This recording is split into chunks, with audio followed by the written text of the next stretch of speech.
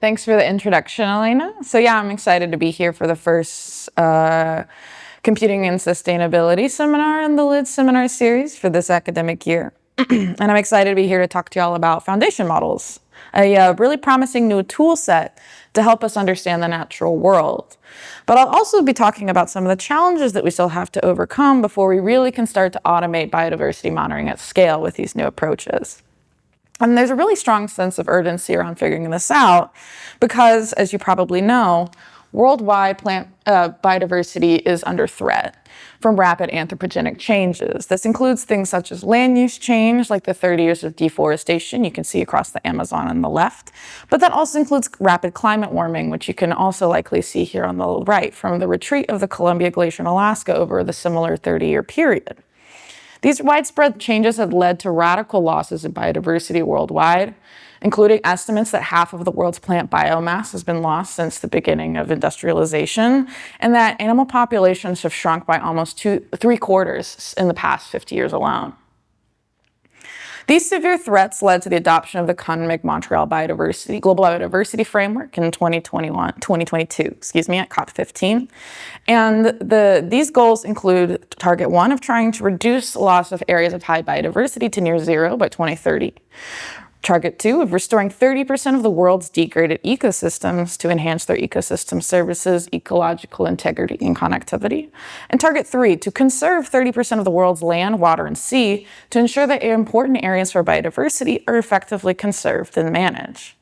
However, to actually achieve these goals, we need to actually know and accurately assess where the world's remaining biodiversity is located, and additionally how it is changing, which is a challenging task.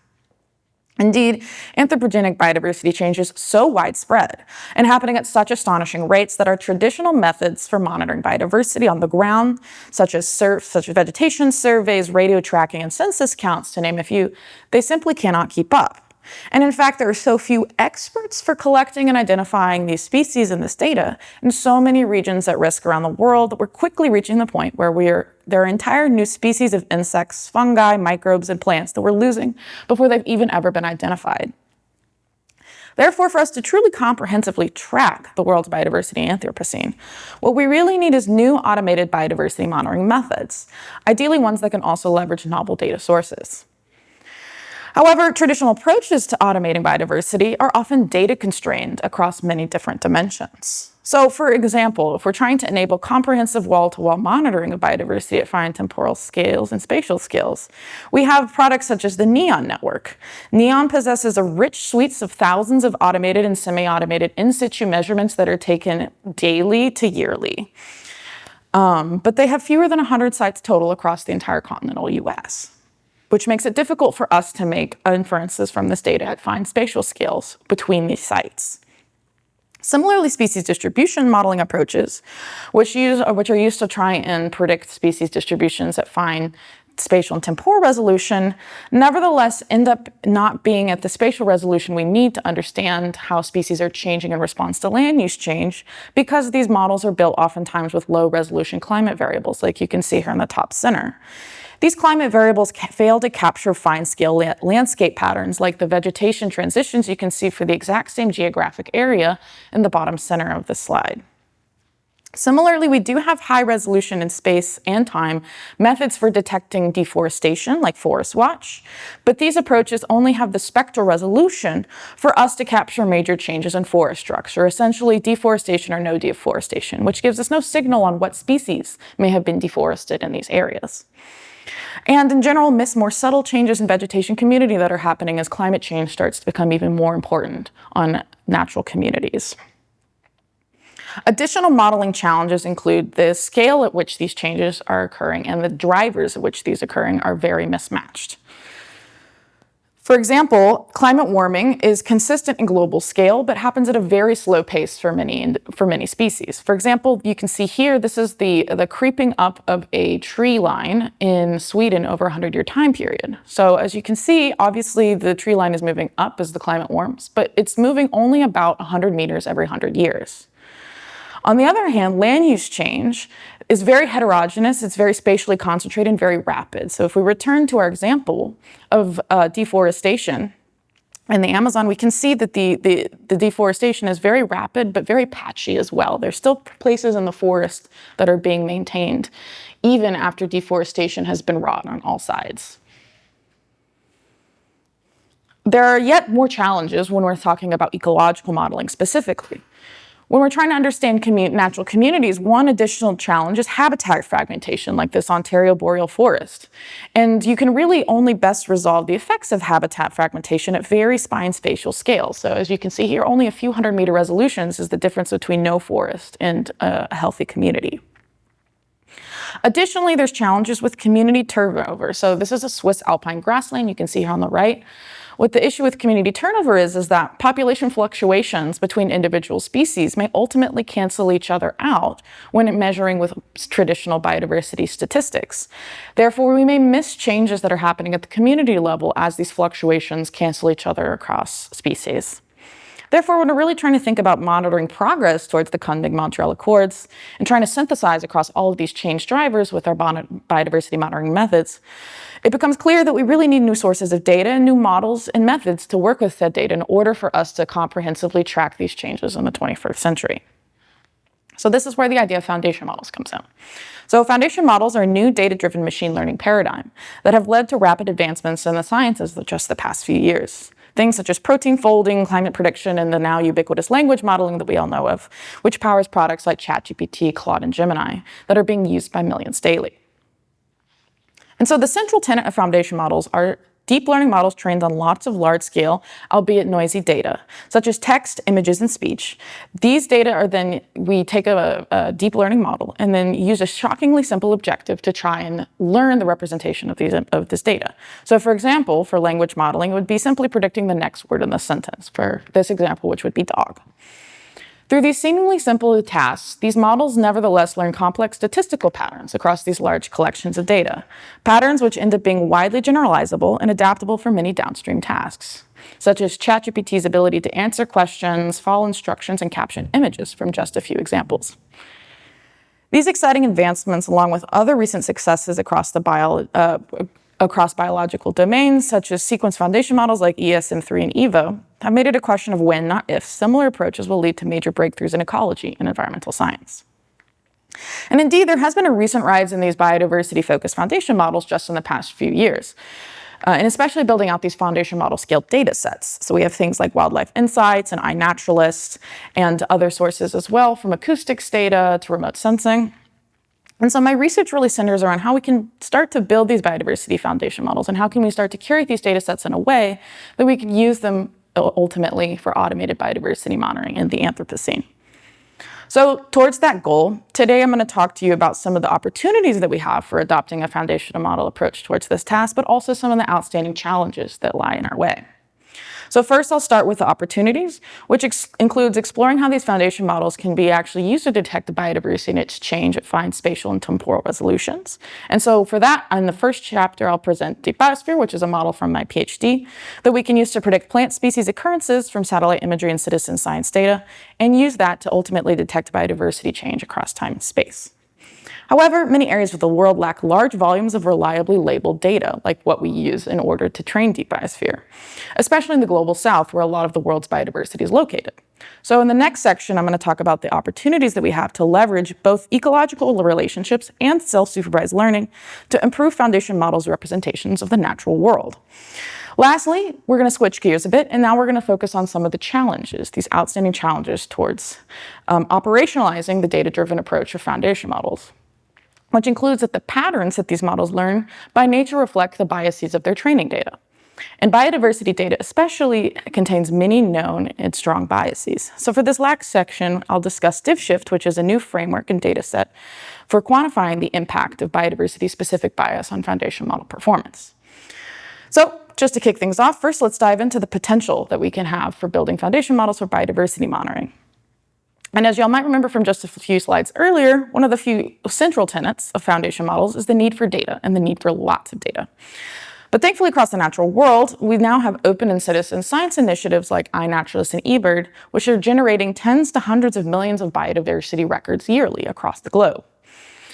Similarly, for high-resolution environmental predictors, we also can turn to remote sensing data, which has high spatial resolution. As we can see here on the left, you can actually start to see the individual tree trunks of old-growth redwoods in Northern California, but it also has high temporal resolution as well, which we can see with the return of wetlands after a marsh restoration project in northeastern California on the right. So in order for us to leverage both of these data sources, for this, we first curated a new machine learning optimized data set of over 650,000 plant observations taken from iNaturalist and GBIF across the state of California, which is what you can see here on the left.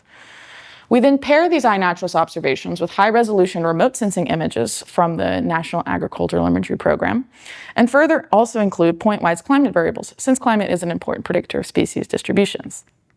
To aid in training and enable simultaneous modeling of multiple species simultaneously, we also impute nearby species information, turning this into a weak multi-label setting.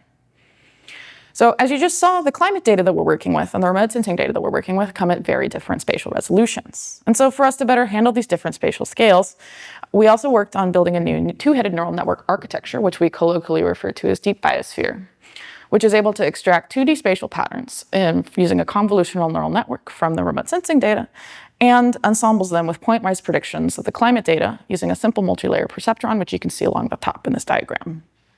We also, as you may see, include higher taxonomic information during training for species, including their genus and family, which helps to improve overall accuracy, especially for rare species who may share information with species with more observations from their genus and family.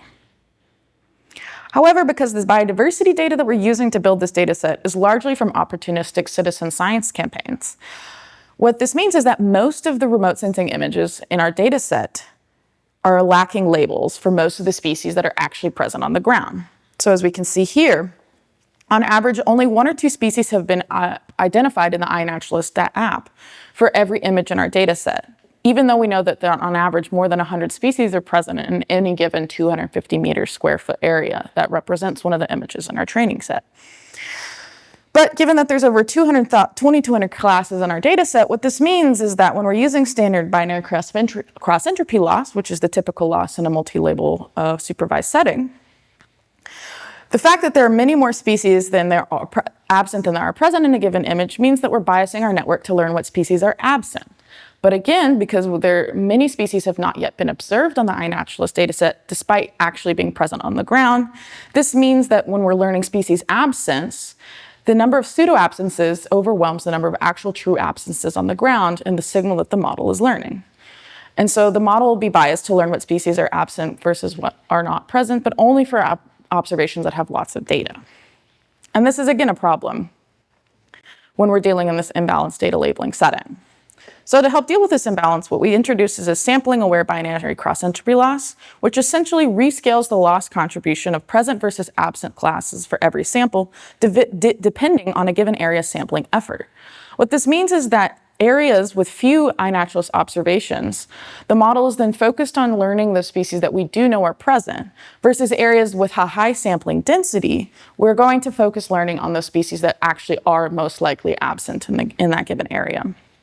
So after hyperparameter tuning and many ablation studies, we ultimately found that by combining our new architecture loss function pre-training data set, which we colloquially refer to as deep biosphere in general, this outperformed a broad array of traditional species distribution modeling approaches, including classic climate-only approaches like maxent and random forest, which you can see here in dark blue, but along with remote sensing-only deep learning methods like in the InceptionNet model, which you can see in light blue, and additionally the remote sensing only component of deep biosphere, which you can see in yellow.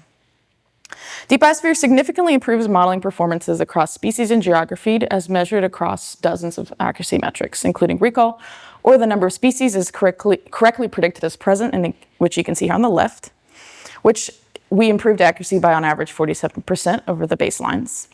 We also compared against area under the receiver operator characteristic curve, which we can see here in the middle, which is a measure of precision varying under various detection thresholds, which again shows a sustained and significant improvement for all species, including the rarest species which have fewer than 100 observations in our data set, and other metrics that are common to the machine learning community like top 100 per species accuracy, which we can see here on the right, which again shows a sustained and significant improvement of 4 to 65% per species.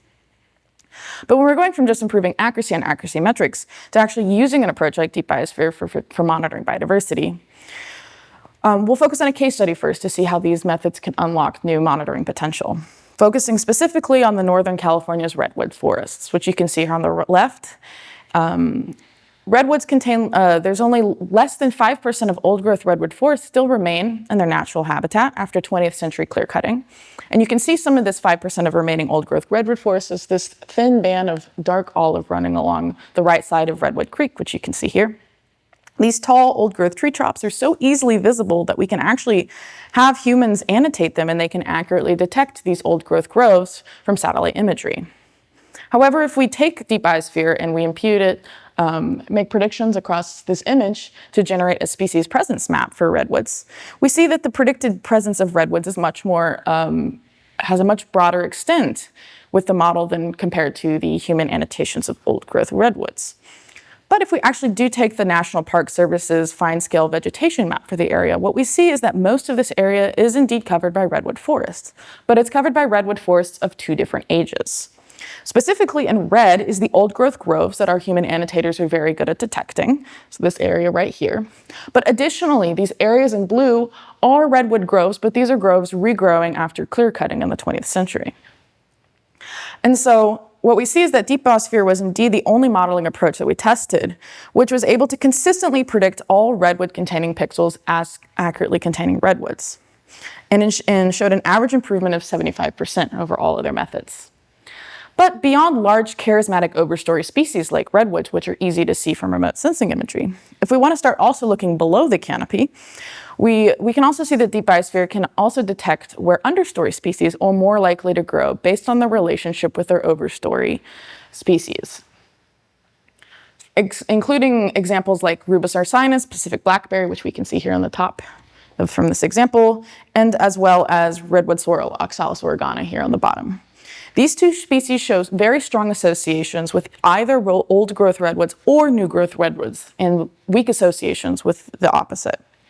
And so then if we take deep biosphere's predictions for these two species and project them across this landscape as well, we see that deep biosphere on average predicts Rubus ursinus more often with a higher predicted probability than Oxalis oregana in pixels that are mapped as secondary growth redwoods, and vice versa for Oxalis oregana in the old growth redwoods.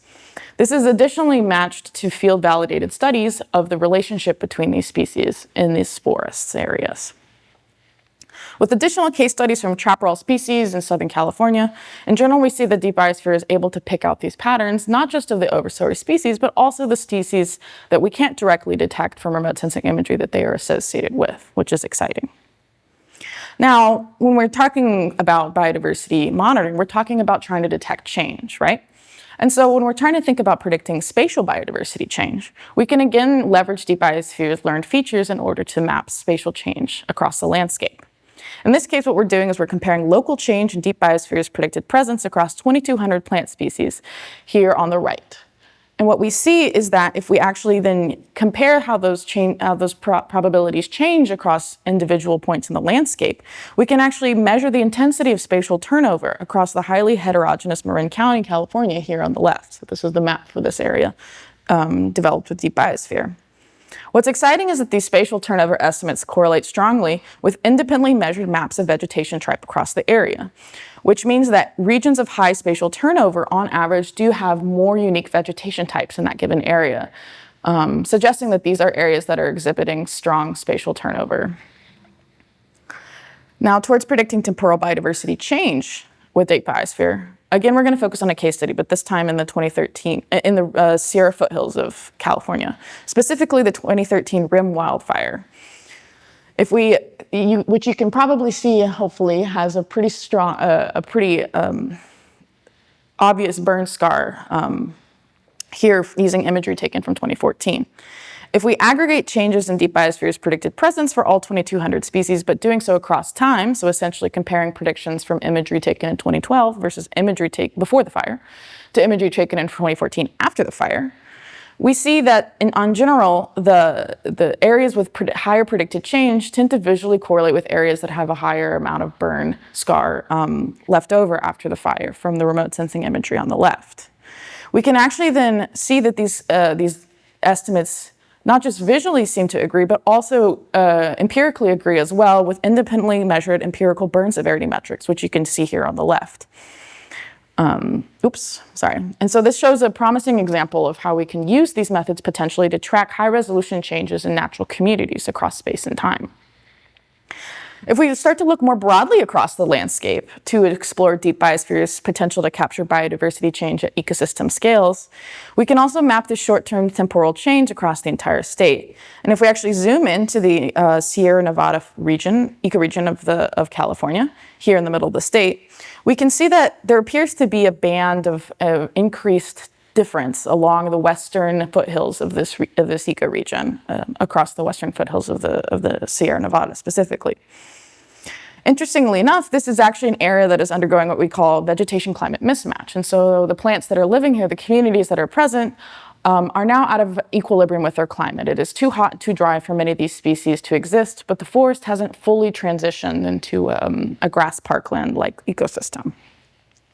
What's exciting is that if we actually map out deep biosphere's predictions of change across time, we see that pixels that are mapped to have high vegetation climate mismatch from this independent study have a significantly higher predicted change when looking at deep biosphere's change predictions, providing further evidence that biodiversity foundation models can be used to potentially track biodiversity change at continental scales.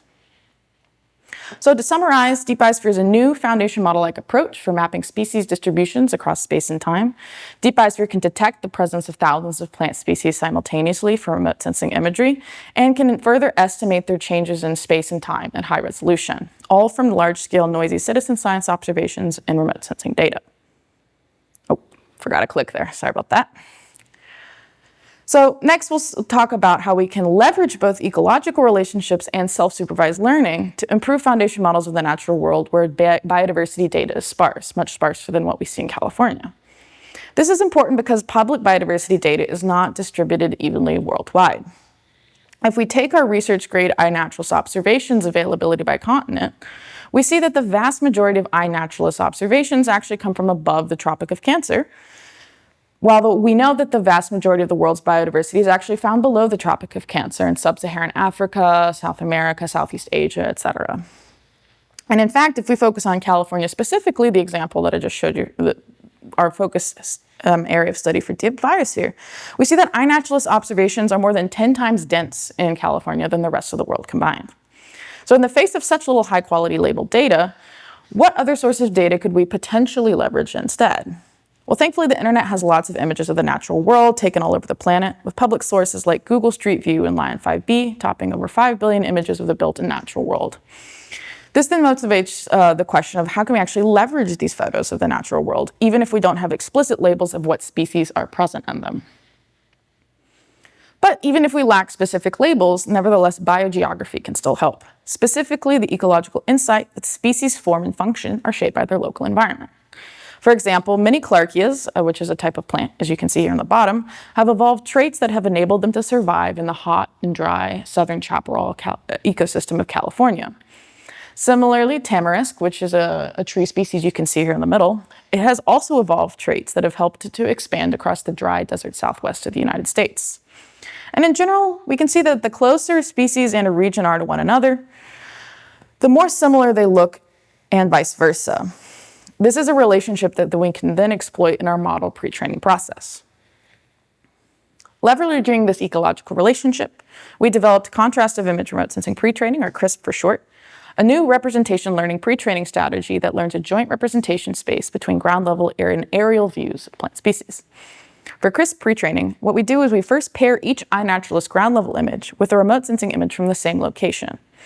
We then pass these through an encoder, and then for both the ground level and remote sensing image. And then based on this ecological insight that ground level and remote sensing views from the same location should look more similar than images from other locations, we use the clip loss, which we can see here on the left, to train both the remote sensing and ground level encoders so that paired ground level and remote sensing image embeddings are more similar than unpaired image embeddings, which you can see along the red diagonal. So we want our images from the same location in green to have a more similar representation from images taken from different locations.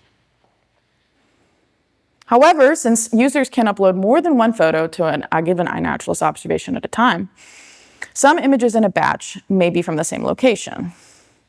So for this, what we do is we expand the crisp loss to include any other observation taken from the same location as considered to be a positive in this case. So for this example, we can see that the first and the fourth images were taken from the same geographic location. So when we're calculating the clip loss, we're going to consider those paired images as well to be positives in this case. We want those representations to be similar too.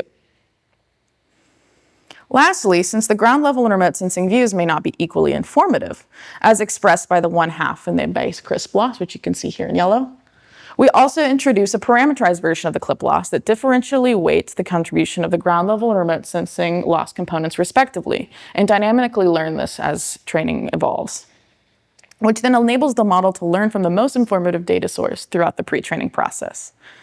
Most importantly, you will see at no point during this pre-training process do we actually need labels of what species are present in these images. All we need is an image from the ground and an image from above in order for us to train our model. For us to empirically test this approach, we also developed the new Nature Multiview dataset, which contains almost 2 million iNaturalist observations from across California for more than 3 million iNaturalist observations. These images, which you can see here on the top, are then paired with remote sensing images from National Agricultural Imagery Program for over 6,500 plant species from across California. Now, you might remember I said California has a lot more iNaturalist data than most places in the world, which is represented by the box in gray. So for us to more closely map to the biodiversity data availability for the rest of the globe, we also test the model's downstream accuracy using progressively smaller subsamples of these 2 million research-grade images. And these subsamples roughly match the data densities similar to other continents like Oceania, Europe, Africa, and Asia, respectively. Challenges of this data set include that it covers a large diversity of phenotypes and habitats, as we can see clearly from the imagery. But it also has a strong taxonomic imbalance as well. So if we plot the number of observations per species, we see that most species have few observations and few species have a lot of observations in our data set. Lastly, our data set has a strong geographic skew where most observations come from just one ecoregion, which contains both LA and San Francisco, despite not covering less than half of California's landmass. So with these challenges in mind, nevertheless, with the Nature Multiview dataset, we're able to test the model's performance on a wide variety of downstream biodiversity monitoring tasks. The first being species recognition, where the models are tasked to identify what species is present in a given ground level image, as we can see along the bottom. So if we compare the crisp pre-trained encoder, fine-tuned on progressively smaller subsamples of our labeled data, and comparing it to a variety of self-supervised and fully supervised machine learning approaches, we see that crisp pre-training often improves downstream species recognition accuracy, especially on the smallest splits of data that mimic iNaturalist availability in continents such as Asia and South America. For these data density splits, we see that crisp pre-training improves performance on average of 23% when comparing all examples equally, as you can see here. Up to 14% when comparing accuracy per species, up to 7% when considering accuracy per species, and up to 14% per ecoregion. So with improvement gains concentrated again on the most lowest density data splits, what this implies then is that the crisp pre-training process provides the most downstream benefit with the least amount of labeled data. Similarly, for species distribution mapping, which is where a model is trying to predict what species is present in a given remote sensing imagery, we see again that crisp pre-training often improves downstream species distribution mapping performance as well. And again, most clearly for the smallest data densities. This is especially true when we're considering the rarity of species when we're calculating accuracy, which is important in our long-tail data scenario. Again, where most species are rare and few species are common. If we further break down this per species accuracy into frequent, common, and rare species, we see that the biggest jump in improvement is actually for the rarest species in our data set. These are species with less than 200 observations in total from our original data set. And yes, even though the overall accuracy is low for these species, and especially for the lowest splits, we again see the most important thing is that the improvement over the baseline accuracy of on average 0% is significant, because these rarest species are the ones that oftentimes that we want to monitor in a biodiversity monitoring setting. So any improvement whatsoever is important in this space. Scaling this approach to continental levels, we also tested CRISP's downstream transferability using the Auto Arborist dataset, which provides both ground level and aerial images for over 3 million urban trees across 300 genera from 23 cities in the US and Canada. Pre-training with CRISP on this dataset also leads to uniformly higher downstream performance on cities unseen during both pre-training and fine-tuning, and for cities coast to coast. So these are the three cities from 3 regions of the United States: Central, West, and East.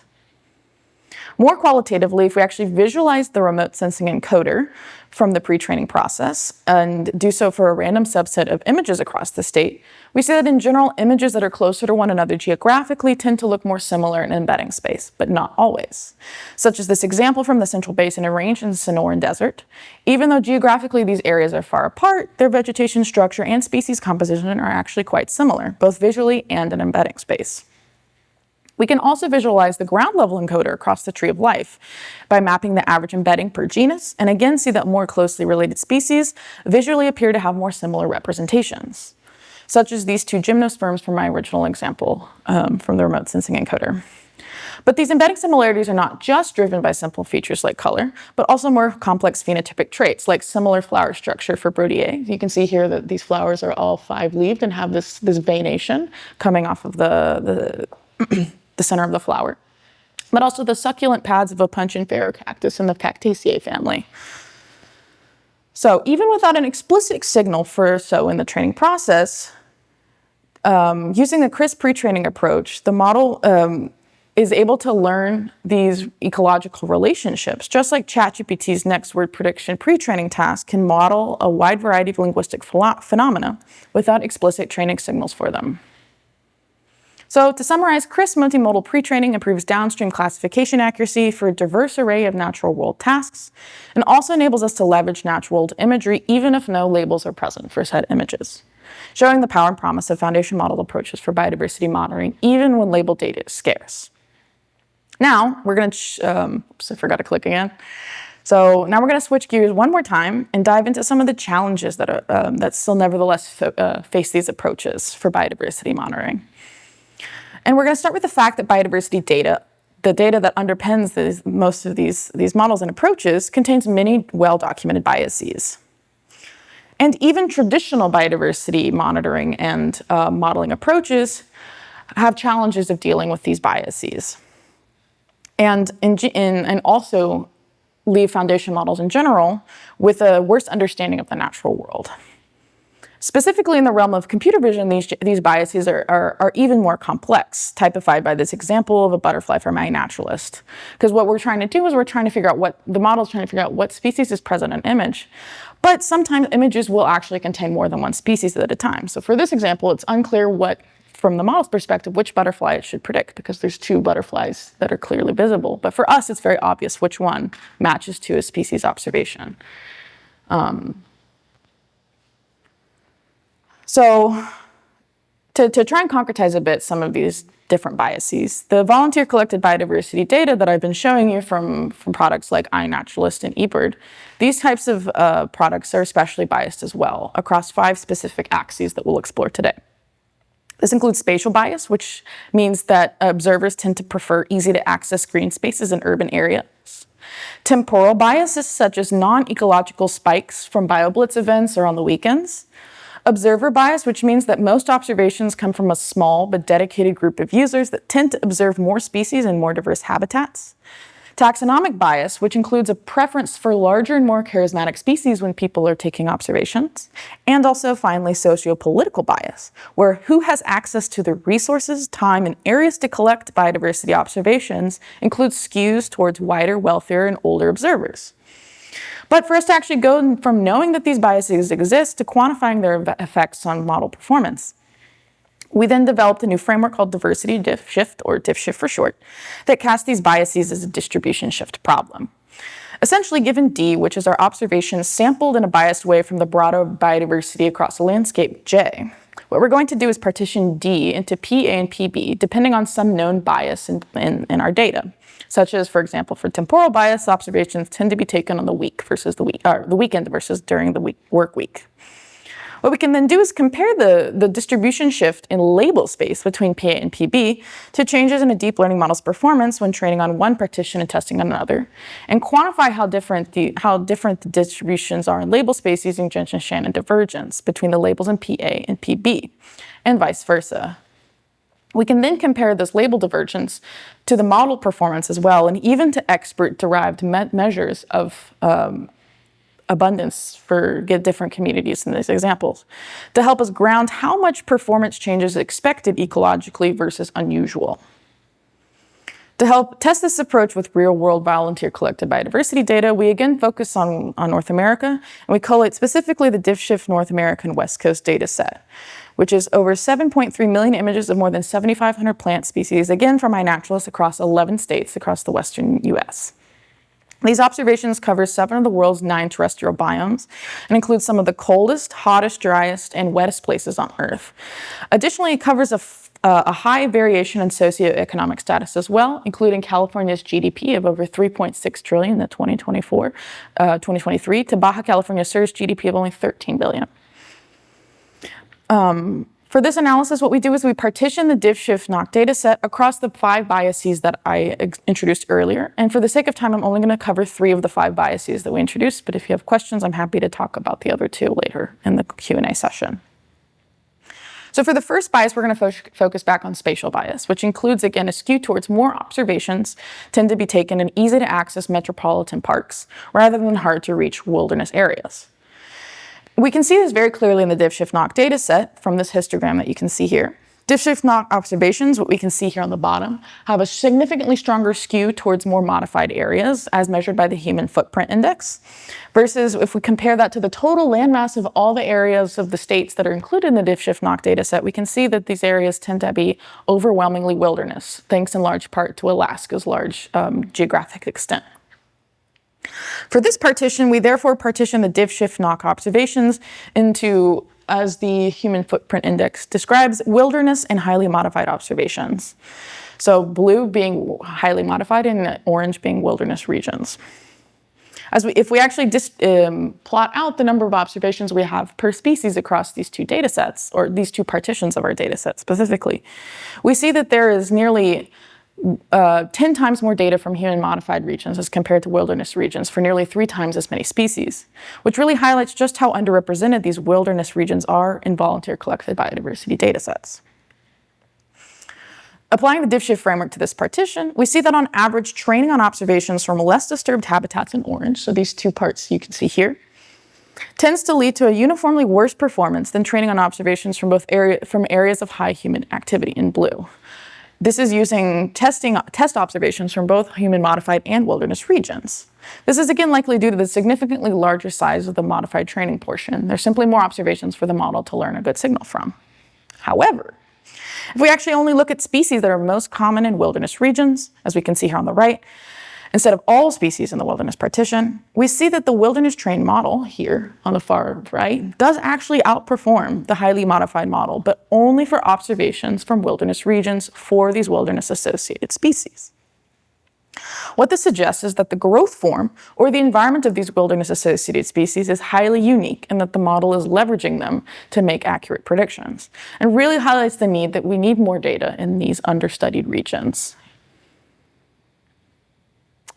Switching gears, we're going to now talk about temporal bias, specifically the bias introduced from the City Nature Challenge, which happens every year during the last weekend in April, which introduces this large spike in observations from observers. Volunteers during this week are encouraged to maximize the number of observations and also the unique species that they collect within this week.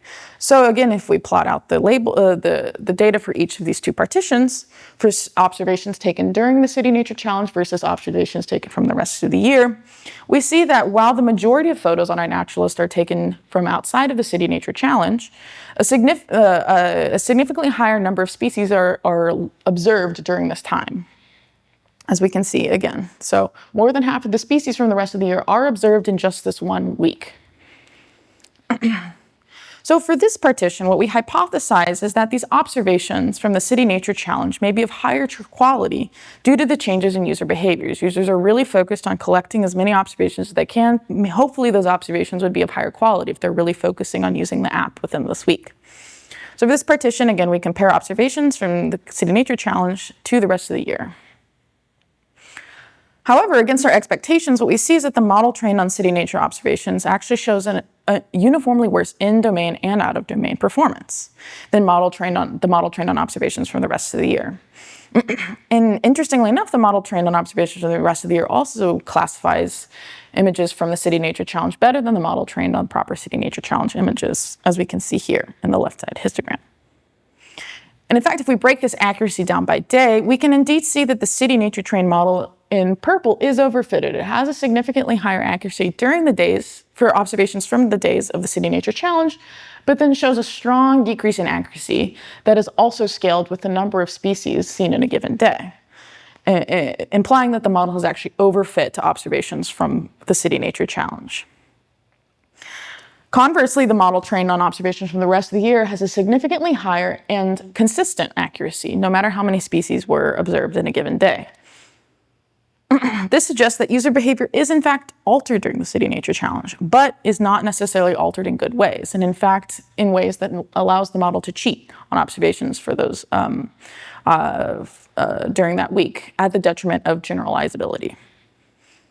So for the last axis of bias that we're going to look at, it's the observation quality bias, where most of the volunteer collected biodiversity data that we're working with tends to come from a small group of high interest users.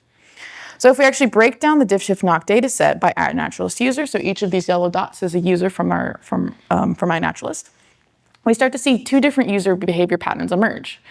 We see in yellow our infrequent observers tend to observe only one observation per species and then move on to the next species, whereas frequent users, highlighted in blue here on the very end, these users tend to observe species more than once, and they tend to end oftentimes in diverse habitats. Noting these two different patterns of user behavior, we then partition the diff-shift-knock data set into two categories by observer engagement, specifically into casual users in yellow versus engaged users in blue. What's interesting here is that there are only 521 engaged users, which is, again, this blue partition here. But these 521 users have collected over 3 times the amount of data that these 75,000 users in the casual category have collected. Really, which really goes to highlight the long-tailedness as well in the user engagements side of our data as well. So if we compare the out-of-distribution test set performance for models trained across these two partitions, and then we bin them by the number of observations per user, we see that models trained with engaged observations and tested on casual observations have a significant and sustained out-of-distribution test set performance on observations from casual observers.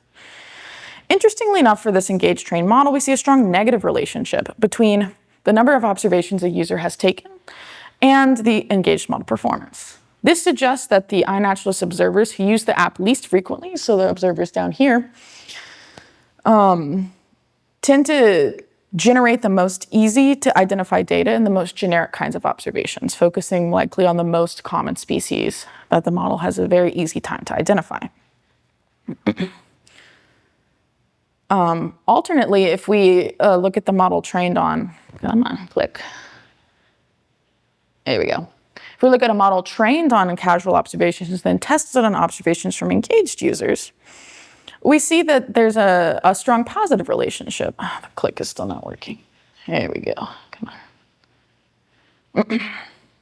So even though the casual trained model's performance is worse, we see that the more photos that a user takes, the higher the accuracy. This suggests that the most engaged users on the iNaturalist app take the best photos for species identification. These users know what features and what phenotypes to focus on when identifying species in the field to make those individuals more easily identifiable later on from images alone. So ultimately, these findings imply that from spatial bias, volunteer collected data is simply insufficient for us to use these models for the wildest places on Earth. From temporal bias, that we really should use more than just BioBlitz data, and that there's some challenges with the way data is collected during these events. For taxonomic bias, which I didn't have time to get into today, we see that the commonness of rarity means that the modeling choices that we want to make when we're training models really depends on the downstream use cases of the actual products we build on top of them. For observer bias, when possible, we want to consider discarding data from those most infrequent users and focus on power users when possible. And lastly, for sociopolitical bias, which I also didn't have time to get into, we see that sparse data confounds performance degradation by distance. And so when possible, it's best to use expert curated validation data in low density areas to ensure that our models are making accurate predictions. So to summarize, one of the biggest challenges that still faces biodiversity foundation modeling is bias in biodiversity data. And so now we've seen that this bias-driven distribution shift does indeed affect biodiversity foundation model performance, but in unexpected ways. So in the face of these challenges, but also these opportunities, where do we go from here? So looking forward towards building biodiversity foundation models that can have real-world sustainability impact in the biodiversity monitoring space, we need to engineer models with 3 key traits, including centering ecology and ecological principles when building these models. 2, a global focus with an eye towards accuracy in the global south. And 3, making sure these models are safe and reliable enough for deployment in high-stakes real-world decision-making scenarios. With these 3 key traits in mind, there are still some significant gaps remaining towards building these biodiversity foundation models that are reliable enough for automated biodiversity monitoring tasks. If we return to the foundation model paradigm, in the ecology setting, we've seen that there are even more rich data modalities for us to pull from than what have traditionally been used in the foundation model setting. We have things such as camera trap imageries, bioacoustic satellite data, genetic data, etc. However, these data modalities are sparse and heterogeneous across space and time. Therefore, for us to further center ecology in biodiversity foundation models, we really need to focus on building better pre-training strategies as this part of the foundation model pipeline. Alternately, the idea of one model to rule them all across so many modalities and so many biological scales may not necessarily be feasible or even ecologically correct. And so we may need different pre-training strategies in different foundation models depending on our different downstream monitoring tasks. Additionally, we should also focus on better alignment strategies when all modalities are not necessarily universally present, including recent work like Taxobind, in order for us to align modalities when data gaps exist, but nevertheless utilize data at scale. Lastly, for the integration step, we want to incorporate a global focus. And so we really need to think about the fine-tuning strategies and other fine-tuning strategies and especially validation that centers performance on a global scale and emphasizes accuracy in the species-rich tropics. And including a critical eye towards when and when not to use these sorts of approaches, depending on the different biases, et cetera, that are present in this data. So, taken together, these directions will help us to build better biodiversity foundation models that better represent and ultimately protect the natural world, and with the goal of helping us to see and track the forest for the trees. So with that, I'd like to thank you all for listening. And as Elena mentions, I'm starting a new lab here next year at the University of Michigan. And so I'm in the process of recruiting PhD students. If any of this work seems interesting to you, please feel free to reach out. That's all.